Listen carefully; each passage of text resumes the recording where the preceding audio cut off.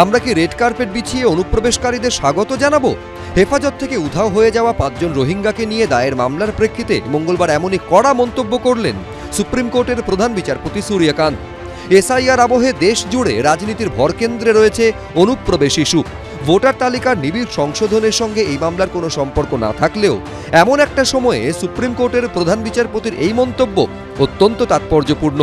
সম্প্রতি সুপ্রিম কোর্টে একটি মামলা দায়ের হয়। সেই মামলায় আবেদনকারীর বক্তব্য ছিল, চলতি বছর মে মাসে দিল্লি পুলিশ 5 জন রোহিঙ্গাকে হেফাজতে নিয়েছিল, তারপর থেকে এদের খোঁজ পাওয়া যাচ্ছে না। এদিন এই মামলারই শুনানি ছিল সুপ্রিম কোর্টের প্রধান বিচারপতি সূর্যকান্ত ও বিচারপতি জয়মাল্য বাগচির বেঞ্চে। প্রধান বিচারপতি সূর্যকান্ত আইনজীবীদের উদ্দেশ্যে বলেন, আমাকে দেখান যে ভারত কবে রোহিঙ্গাদের আনুষ্ঠানিকভাবে শরণার্থীর মর্যাদা দিয়েছে। কেউ দেশে অনুপ্রবেশ করলো, তারপর নাগরিকের মতো আইনি অধিকার চাইতে লাগলো। এটা কি করে চলতে পারে? আমরা কি লাল কার্পেট বিছিয়ে অনুপ্রবেশকারীদের স্বাগত জানাবো? সীমান্তের কাঁটাতার ভেঙে বা সুড়ঙ্গ তৈরি করে দেশে ঢোকা লোকেরা আইনি সুরক্ষা চাইছে। প্রতিবেশীর পাঁচিল এদিক ওদিক হয়ে যায়, মামলা করতে চলে যাচ্ছে। তো নেতাদের এত বাগান বাড়ি আছে, এত ফ্ল্যাট আছে, একবার ওখানে ঢুকিয়ে দিন না রোহিঙ্গাদের নিয়ে গিয়ে। সম্পত্তি তো কারোর কমেনি। তৃণমূল কংগ্রেসের যারা মন্ত্রী হয়েছেন তারা ঘোষিত ইনকাম ট্যাক্সের যে ডিক্লারেশন আছে তাদের নির্বাচনে বলছে অর্থনীতি সর্বনাশ করে দিয়েছে নরেন্দ্র মোদী, কিন্তু পশ্চিমবঙ্গে দেখা যাচ্ছে তাদের যে বৃদ্ধি, তাদের যে নাম্বার, যত আবাসন তারা তৈরি বানিয়েছে, নিজের নামে ডিক্লেয়ার করছেন। থাকার তো জায়গা নেই, অনেকেরই 1-2 ছেলে মেয়ে, তাও পশ্চিমবঙ্গে তো পড়াশোনা করে না, অন্য জায়গায় চলে গেছে। এদিন সলিসিটর জেনারেল তুষার মেহতা বলেন, এটি একটি জনস্বার্থ মামলা। মামলাকারীর এই 5 জন রোহিঙ্গার সঙ্গে সরাসরি কোনো সম্পর্ক নেই। তখন প্রধান বিচারপতি বলেন, কিছু লোক চায় অনুপ্রবেশকারীরা যাতে খাদ্য, বাসস্থান ও শিশুদের শিক্ষার মতো সব অধিকার পেয়ে যায়। আমাদের দেশে প্রচুর গরিব মানুষ আছেন, আমাদের তাদের খেয়াল রাখা উচিত।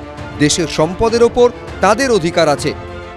আন্তর্জাতিক সীমানা পাহারা দেওয়ার দায়িত্ব হচ্ছে রাষ্ট্রের, এখনকার সময় অমিত শাহের। সুতরাং সুপ্রিম কোর্ট বলছে যে সীমানা পেরিয়ে রোহিঙ্গা যদি আসে বা যে কোনো লোক অবৈধভাবে ঢোকে, শরণার্থী যদি না হয়, তাদের কি ভারতবর্ষে জায়গা পাওয়া উচিত? রাষ্ট্রের নজর রাখা উচিত। সওয়ালে মামলাকারীর আইনজীবী বলেন, আমরা কাউকে দেশ থেকে বের করে দেওয়ার বিষয় নিয়ে বলছি না। এই মামলা শুধুমাত্র হেফাজত থেকে রোহিঙ্গাদের উধাও হয়ে যাওয়াতেই সীমাবদ্ধ। তখন সুপ্রিম কোর্টের প্রধান বিচারপতি বলেন, তার মানে এটা হেবিয়াস কর্পাস মামলা। অবৈধভাবে দেশে ঢুকে পড়া লোকেদেরকে ছাড়ানোর জন্য আপনারা এই পথ বেছে নিয়েছেন। উত্তর ভারতের সীমান্ত অত্যন্ত সংবেদনশীল। দেশের ভেতর অনেক কিছু হচ্ছে, দেশের সুরক্ষাকে গুরুত্ব দেওয়া অত্যন্ত জরুরি। মামলার পরবর্তী শুনানি 16ই ডিসেম্বর। বিজেন্দ্র সিংহ, ঐশী মুখোপাধ্যায়, কৃষ্ণেন্দু অধিকারী রিপোর্ট, এবিপি আনন্দ। সংসদের শীতকালীন অধিবেশন, কিন্তু এসআইআর আবহে শুরুতেই উত্তপ্ত লোকসভা, রাজ্যসভা। বিরোধীদের ধর্ণা, বিক্ষোভ, ওয়াকআউটে দফায় দফায় অশান্ত হলো সংসদের 2 কক্ষ। এসআইআর নিয়ে আলোচনার দাবিতে মঙ্গলবার প্ল্যাকার্ড হাতে সংসদের মকরদ্বারে ধর্ণা দেন বিরোধীরা।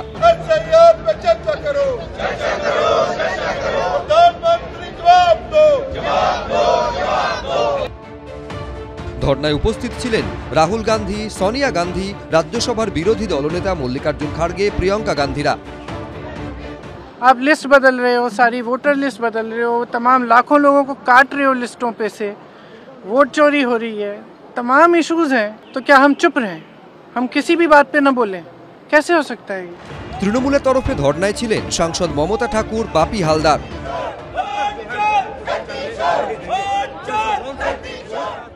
জানিয়ে কটাক্ষ ছুড়ে দিয়েছে বিজেপি। দুজনে ভুল করে চলে আসতে পারে, আর যদি তৃণমূল পরিকল্পনা মাফিক দুজনকে পাঠিয়ে দিয়ে থাকে, তাহলে এটাও অন্য যারা ধর্ণা দিচ্ছেন সঙ্গে তাদের বোঝা উচিত যে সবচেয়ে বেশি ভোট চুরি যদি কোথাও হয় সেটা পশ্চিমবঙ্গ। তৃণমূল হচ্ছে সবচেয়ে বড় ভোট লুটেরা। আমি শুধু রাহুল গান্ধীকে অনুরোধ করব যে এই স্লোগানটা একবার তিনি কংগ্রেসের ভাইদের নিয়ে পশ্চিমবঙ্গের মাটিতে দাঁড়িয়ে দিন।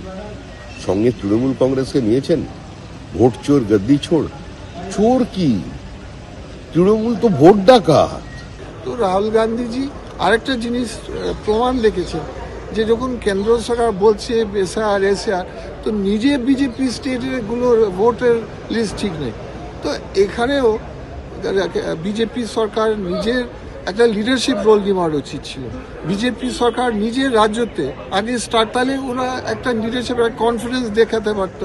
বিজেপিকে পাল্টা খোঁচা দিতে ছাড়েনি তৃণমূলও। এসআইআরটা হওয়াতে সবচেয়ে বেশি ক্ষতি যাদের হয়েছে, সবচেয়ে বেশি যারা ভয় খেয়েছে তারা হচ্ছে ভারতীয় জনতা পার্টি।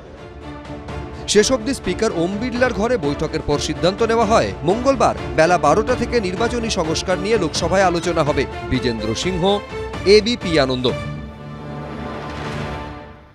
এবিপি আনন্দ, এগিয়ে থাকে, এগিয়ে রাখে।